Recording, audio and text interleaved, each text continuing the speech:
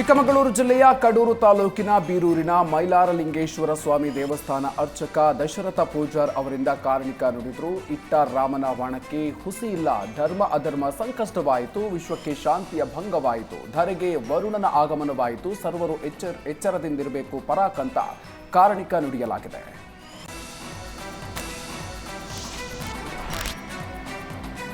ಮಡಿಕೇರಿ ಶೋಭಾಯಾತ್ರೆಯ ಬಹುಮಾನ ವಿಚಾರದಲ್ಲಿ ಗಲಾಟೆಯಾಗಿದೆ.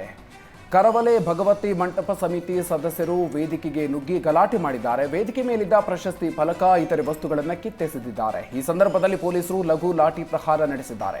ಮೋಸ ಮೋಸ ಅಂತ ಘೋಷಣೆ ಕೂಗಲಾಗಿದೆ. ಹಲ್ಲೆ ನಡೆಸಿದ ವ್ಯಕ್ತಿಯನ್ನ ಮಡಿಕೇರಿ ಪೊಲೀಸರು ಬಂಧನ ಮಾಡಿದ್ದಾರೆ. ಮಡಿಕೇರಿಯ ಯಕ್ಷಿತ್ ಎಂಬಾತನನ್ನ ಬಂಧಿಸಲಾಗಿದೆ.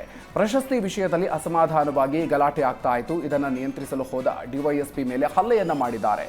ಸದ್ಯ ಡಿವೈಎಸ್ಪಿಗೆ ಚಿಕಿತ್ಸೆಯನ್ನು ಕೊಡಿಸಲಾಗ್ತಾ ಇದೆ. ದೇವಾಲಯ ಸಮಿತಿ ಮೇಲೂ ಕ್ರಮವನ್ನು ಕೈಗೊಳ್ಳಲಾಗುತ್ತೆ ಅಂತ ಕೊಡಗು ಎಸ್ಪಿ ಕೆ ರಾಮರಾಜನ್ ಹೇಳಿದ್ದಾರೆ.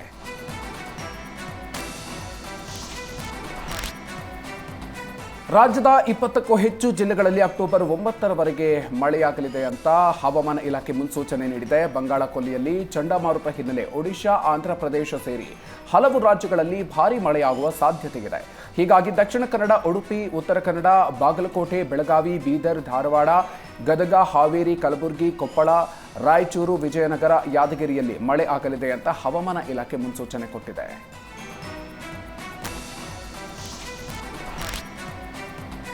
ಚಾಮರಾಜನಗರ ಜಿಲ್ಲೆ ಮಲೆಮಹದೇಶ್ವರ ಬೆಟ್ಟದಲ್ಲಿ ವಿಜೃಂಭಣೆಯಿಂದ ತೆಪ್ಪೋತ್ಸವ ನಡೆಯಿತು. ಇಲ್ಲಿನ ದೊಡ್ಡ ಕೆರೆ ನವೀಕರಣದ ಹಿನ್ನೆಲೆಯಲ್ಲಿ ಕಳೆದ 6 ವರ್ಷಗಳಿಂದ ತೆಪ್ಪೋತ್ಸವ ಸ್ಥಗಿತ ಆಗಿತ್ತು. ಕೆರೆ ಜೀರ್ಣೋದ್ಧಾರ ಕಾಮಗಾರಿ ಪೂರ್ಣಗೊಂಡ ಹಿನ್ನೆಲೆಯಲ್ಲಿ ಪ್ರತಿ ವರ್ಷದಂತೆ ಶ್ವೇತವರ್ಣದ ಕುದುರೆಯ ಮೇಲೆ ಶಿವ ಪಾರ್ವತಿಯರ ಉತ್ಸವ ಮೂರ್ತಿಯನ್ನು ಇಟ್ಟು ತೆಪ್ಪೋತ್ಸವವನ್ನು ನೆರವೇರಿಸಲಾಗಿದೆ.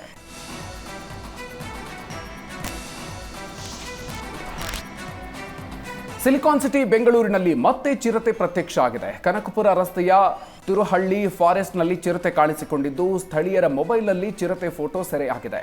ಬಂಡೆಯ ಮೇಲೆ ತನ್ನ 2 ಮರಿಗಳೊಂದಿಗೆ ಚಿರತೆ ಕುಳಿತುಕೊಂಡಿದ್ದು ಜನರಲ್ಲಿ ಆತಂಕ ಸೃಷ್ಟಿಸಿದೆ. 2 ತಿಂಗಳ ಹಿಂದೆ ಇದೇ ತುರಹಳ್ಳಿ ಫಾರೆಸ್ಟ್ ಬಳಿ ಚಿರತೆ ಕಾಣಿಸಿಕೊಂಡಿತ್ತು. ಆದರೆ ಇದೀಗ ಮತ್ತೆ ಚಿರತೆ ಪ್ರತ್ಯಕ್ಷ ಆಗಿದ್ದು ಕೂಡಲೇ ಅರಣ್ಯಾಧಿಕಾರಿಗಳು ಕ್ರಮ ಕೈಗೊಳ್ಳಬೇಕು ಅಂತ ಸ್ಥಳೀಯರು ಆಗ್ರಹಿಸಿದ್ದಾರೆ. ಚಿತ್ರದುರ್ಗದ ಮುರುಘಾ ಮಠದಲ್ಲಿ ಶರಣ ಸಂಸ್ಕೃತಿ ಉತ್ಸವ ನೆರವೇರಿಸಲಾಯಿತು. ಪೀಠದಲ್ಲಿ ಶಾಂತವೀರ ಶ್ರೀ ಮೂರ್ತಿಯನ್ನು ಇರಿಸಿ ಪೀಠಾರೋಹಣ ನಡೆಸಲಾಗಿದೆ. ಚಿನ್ನದ ಕಿರೀಟ, ಬೆಳ್ಳಿ ಗದೆ, ರುದ್ರಾಕ್ಷಿಗೆ ಸಾಂಪ್ರದಾಯಿಕ ಪೂಜೆಯನ್ನು ನೆರವೇರಿಸಲಾಯಿತು. ಪೂಜೆಯಲ್ಲಿ ಮುರುಘಾ ಮಠದ ಆಡಳಿತಾಧಿಕಾರಿ ಶಿವಯೋಗಿ ಕಳಸದ್, ಆಡಳಿತ ಸಮಿತಿ ಸದಸ್ಯ ಬಸವಕುಮಾರ ಶ್ರೀ, ಶಿವಶರಣ ಮಾದಾರ ಚೆನ್ನಯ್ಯ ಭಾಗಿಯಾಗಿದ್ದರು.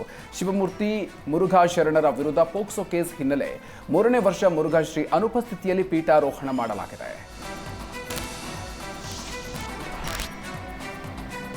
ಬಾಗಲಕೋಟೆ ಜಿಲ್ಲೆ ಮುಧೋಳ ತಾಲೂಕಿನ ಚಿಚಖಂಡಿ ಬಿಕೆ ಗ್ರಾಮದ ಘಟಪ್ರಭಾ ನದಿಗೆ ಸ್ನಾನಕ್ಕೆ ಅಂತ ಇಳಿದಿದ್ದ ವ್ಯಕ್ತಿ ನೀರು ಪಾಲಾಗಿದ್ದಾನೆ. ಸಚಿನ್ ಜೊತೆಗೆ ತೆರಳಿದ್ದ ಮತ್ತಿಬ್ಬರು ಪ್ರಾಣಾಪಾಯದಿಂದ ಪಾರಾಗಿದ್ದಾರೆ.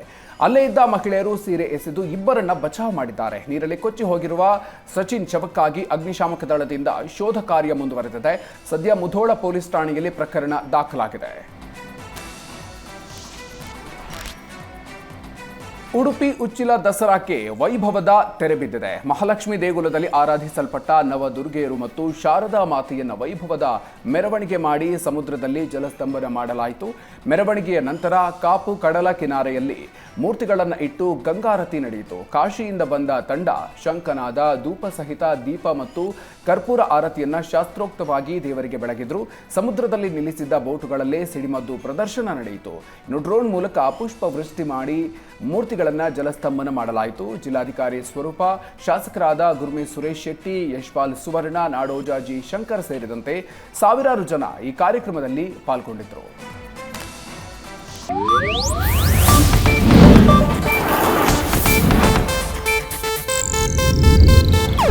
ಇದು ಏಷ್ಯಾನೆಟ್ ನ್ಯೂಸ್ ನೆಟ್ವರ್ಕ್ ಪ್ರಸ್ತುತಿ.